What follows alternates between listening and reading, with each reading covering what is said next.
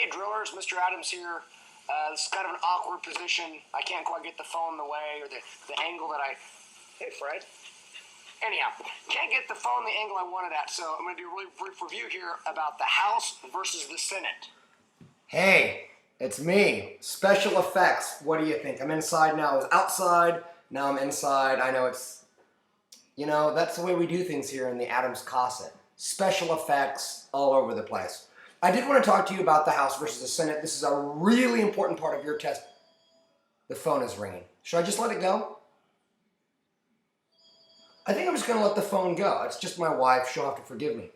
The House versus the Senate. Now, the House, of course, is designed to be close to the people, which means it's supposed to be democratic, and there are two defining characteristics about the House of Representatives. Number one is the fact that they have a short term, only 2 years, so they really can't stray too far from public opinion. And the second thing is that they only represent a district. So there are some unique powers to the House of Representatives. One, of course, is that they can only impeach federal officials. All revenues must begin in the House of Representatives. And finally, if there is no majority in the Electoral College, the House of Representatives gets to elect the president on a state-by-state basis. So when we look at the House of Representatives, you're going to see all kinds of characteristics about it, which are defined by the fact that it's a huge institution, 435 people. So you have a lot of rules, debate is very limited, committees are very powerful, leadership exerts a tremendous amount of control over what its members can say and how long they can speak. So the House is very, very different than the Senate, however, which has a tradition of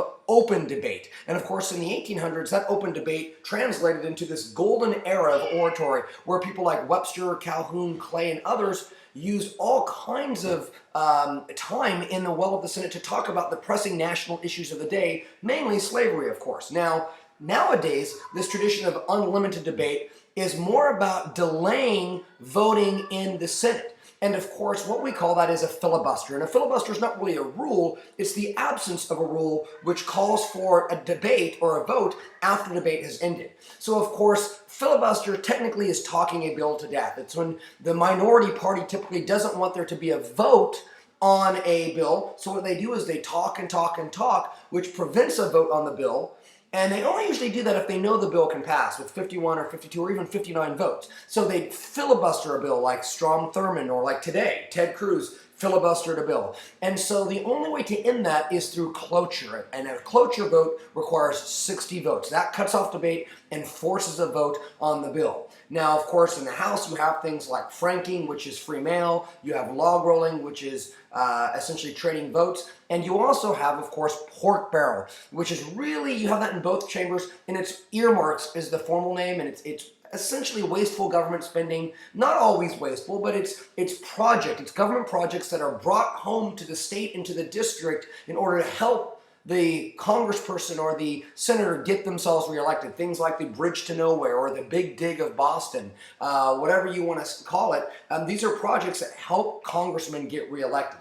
So very briefly, that's a difference between the House and the Senate, and I hope this was helpful.